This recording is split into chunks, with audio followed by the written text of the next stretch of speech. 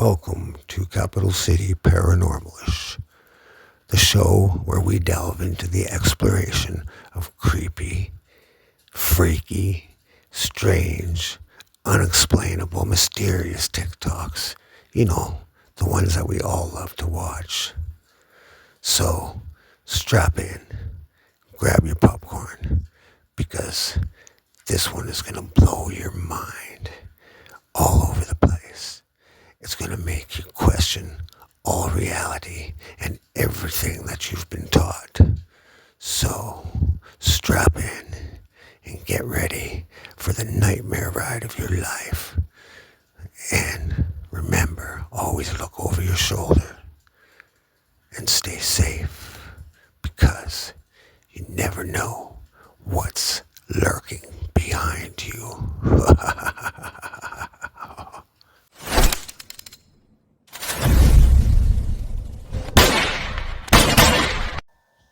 Hey, my favorite bunch of fantastic freaks. Welcome back to another edition of Capital City Paranormalish, the show where we delve into the exploration of creepy, strange, odd, paranormal, all the TikToks that freaks love to watch. Freaks like me, freaks like you. Anyways, we got a banger of show for you today. So, if you're new to the channel here, hit that subscribe button. Most of the viewers here, they're not even subscribers to the channel. I've noticed that, because we get all the analytics and whatnot of the breakdown of all that sort of thing. And it says right on there that I believe it was only about 4% of the viewers are subscribers. So come on, support the channel, hit that subscribe button, hit that subscribe button. Better yet, become a monthly subscriber to the channel, like a monthly subscriber, and really help out the channel. That would be banging. But anyways, we got a good show for you today. So I think you just better grab yourself a bowl of popcorn, soda pop, whatever it is that you grab, and hang on for a freaky ride of your life. Let's do this. Left to the 20, to the 15, to the 10, to the 5. Touchdown! McMahon and McKinnon 14-0 Bears. Then the defense, which hadn't put up a sack in 12 quarters, finally did.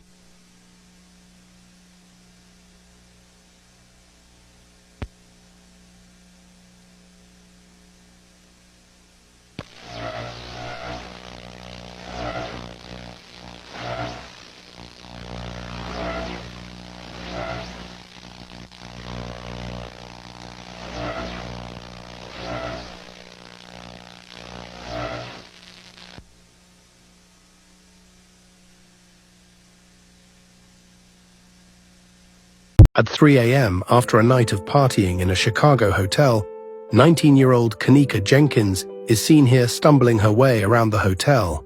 She arrived at the Crown Plaza at around 1 a.m. She was seen by several witnesses drinking alcohol with her friends. At some point, the group made their way downstairs and briefly left Kanika there alone when they went back to the 9th floor, where the party was being held, to retrieve a cell phone. This is when Kanika began staggering the halls before she entered an unused kitchen, and subsequently a freezer, where she was found the next day lying face down on her side. Unfortunately, she died of hypothermia. The family's attorney, Jeffrey Feiger, filed a $50 million lawsuit against the hotel, which settled in court for $10 million. The hotel was found to be negligent for improperly securing the kitchen area, refraining from shutting down an illegal party, and failing to thoroughly check security camera footage once it was determined Kanika had gone missing.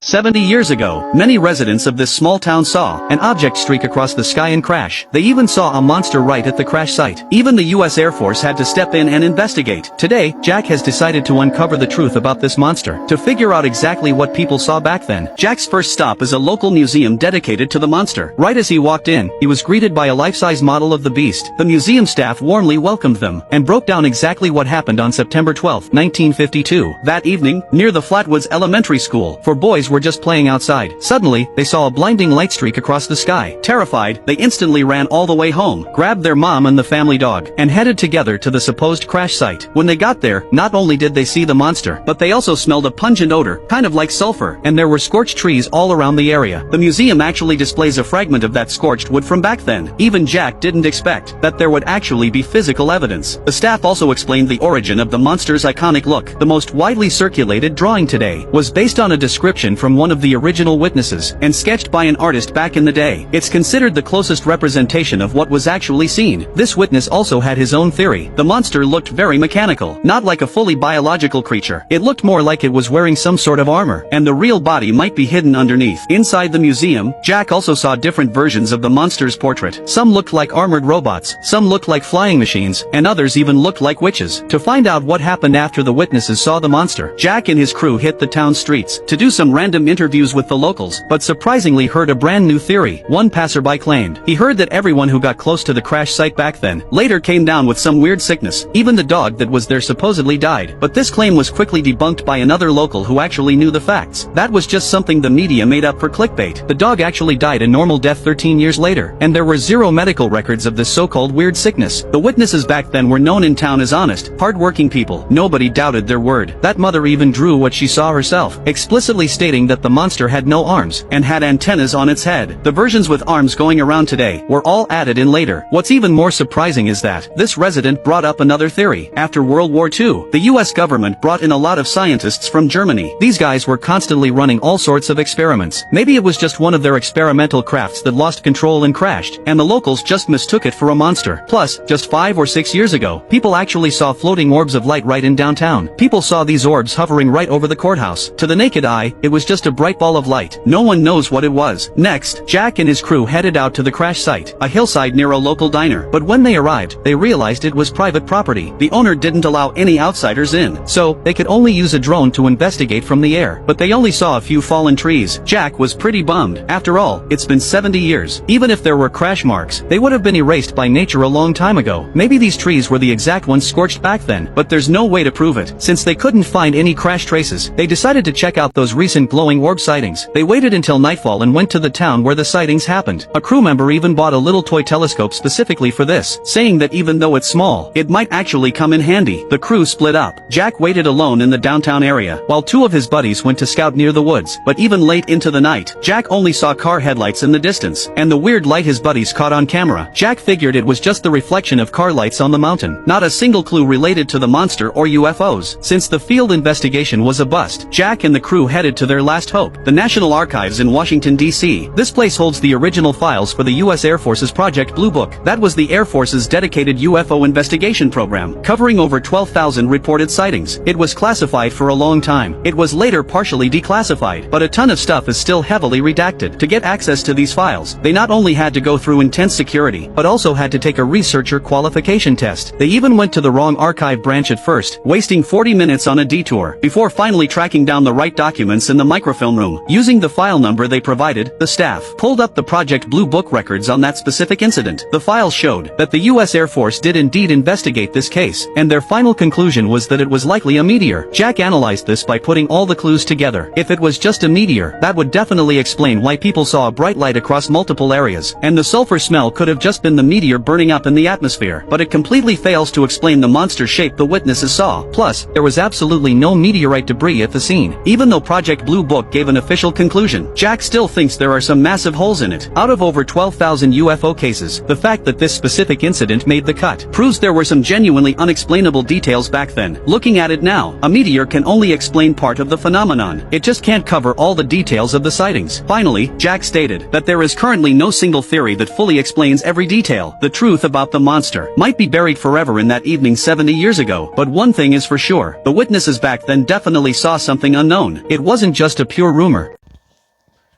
First off, I just want to say my deepest condolences and heartfelt sympathy goes out to the family of Kanika, who was found in that hotel. Yeah, that's really a tragedy. And I don't know, what do you guys figure about that thing in 1952? I don't know, there's quite a few of them that said they seen some sort of a monster or whatever, or however they described it. Anyways, yeah, I don't know.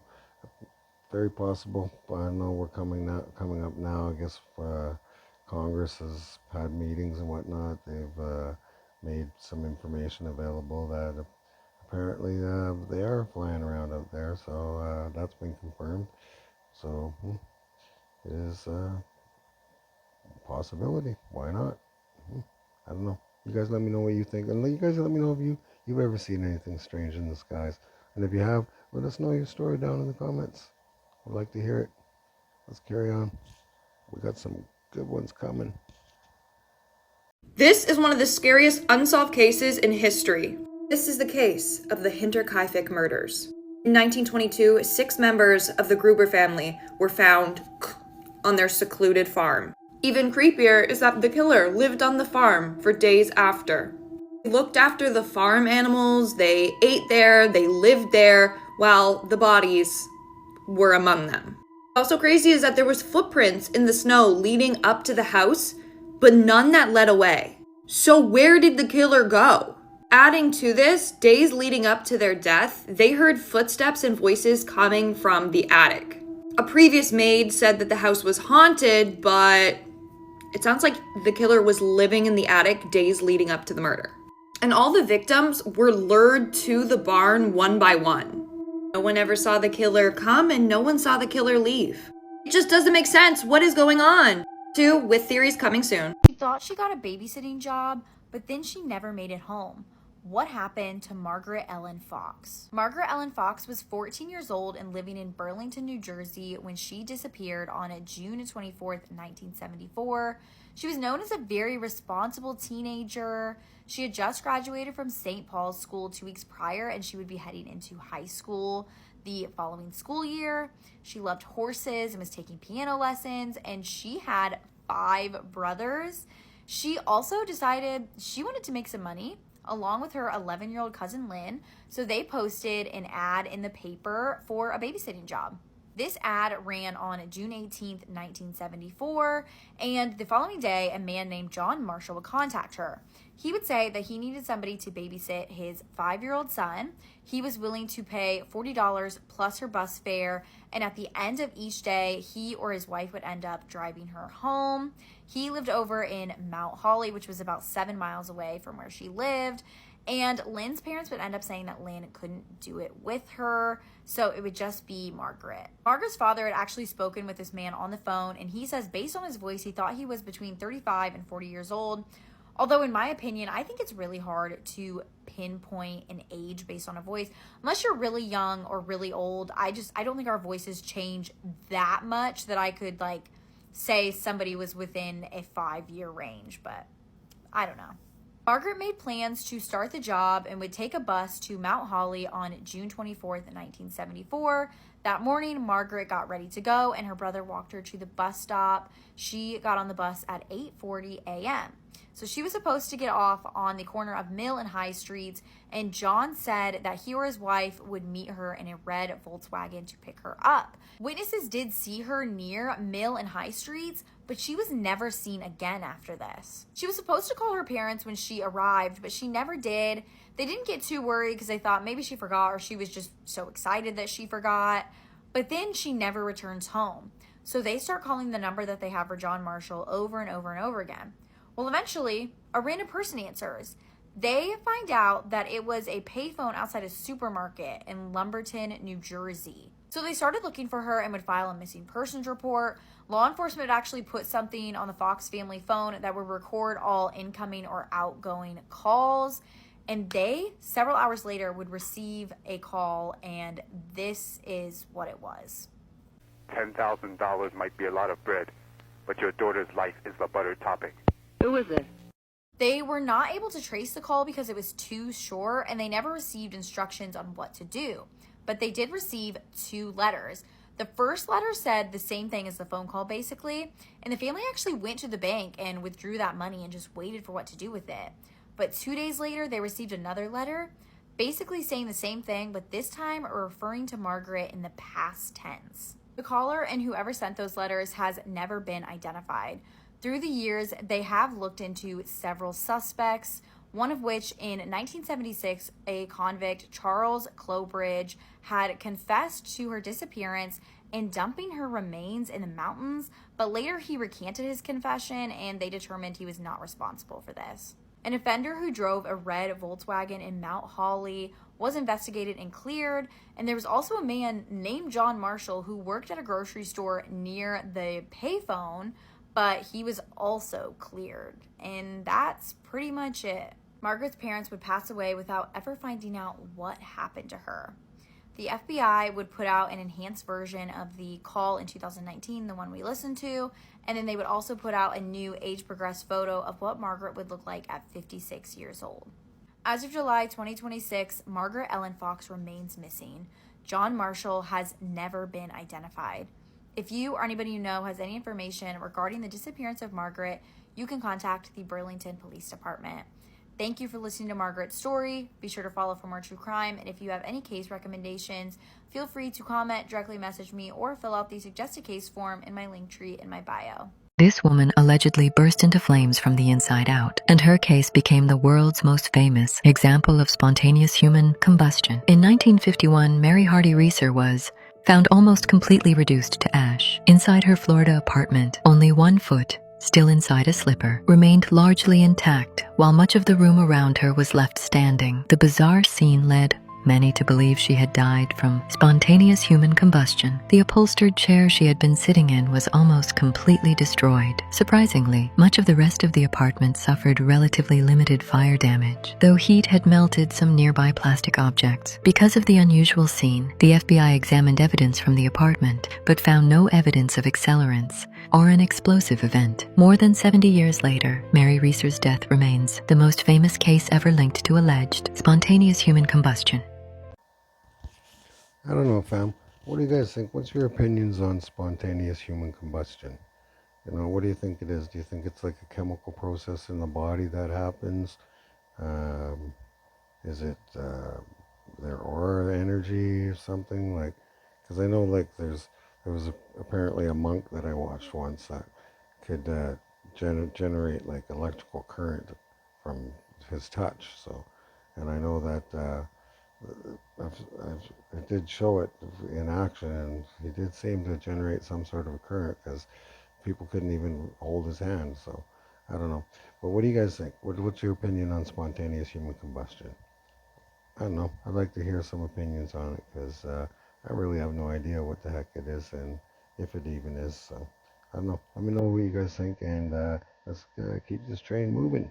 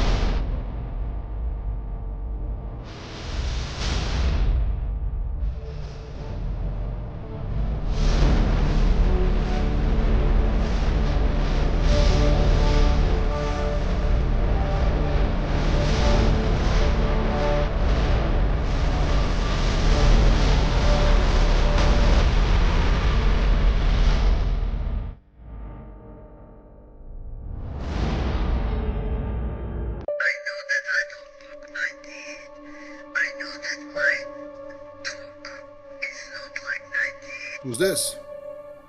Ah! Who is this lady right here? Because people are saying that she could possibly not be one of us. She said that she knows that she doesn't look 98. But people are saying that she looks like she's older than that, like way older than that. Something's going on with this video, and people are trying to say that she's someone or something that she's not. I mean, we all do age, right?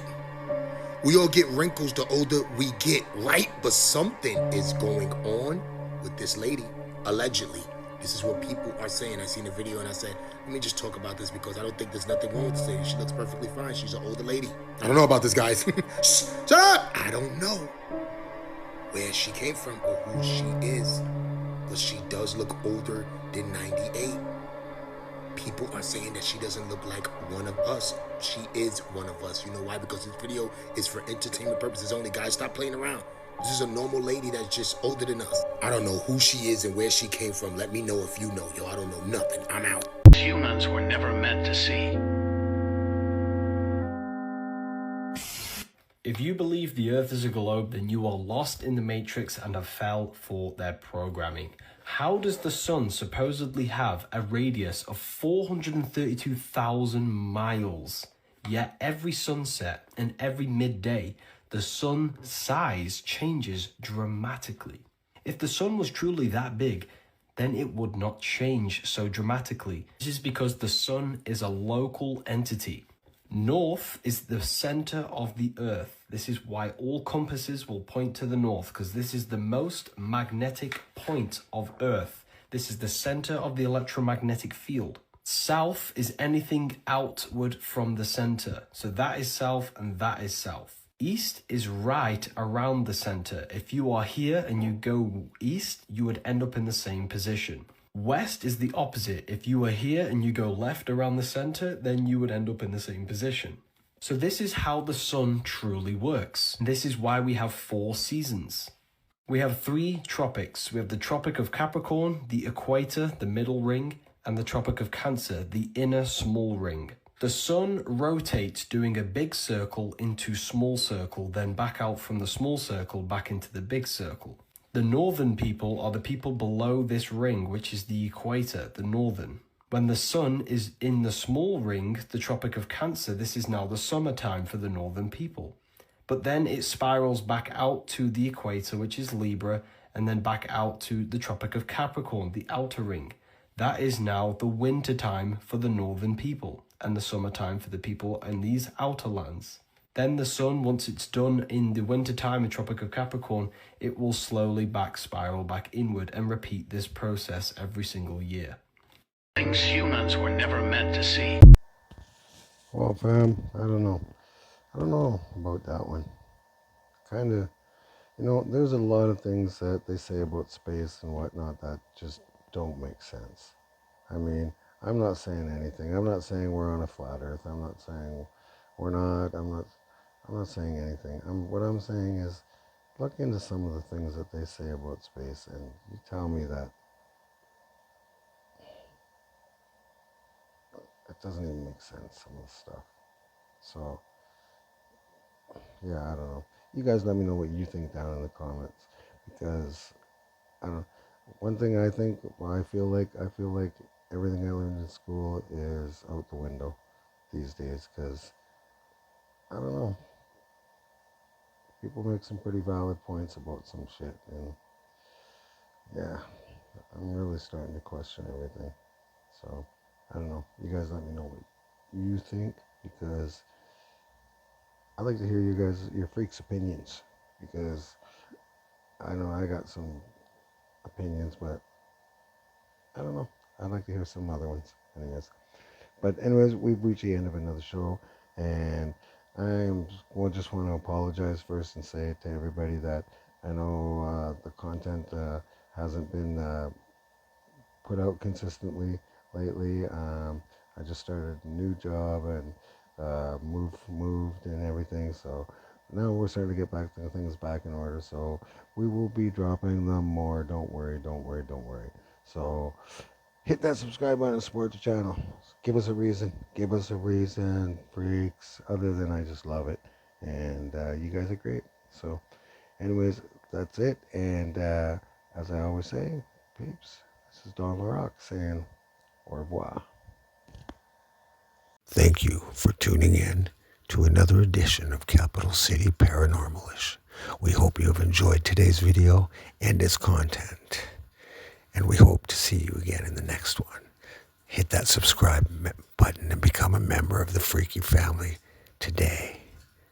There's no commitment. And look over your shoulder and stay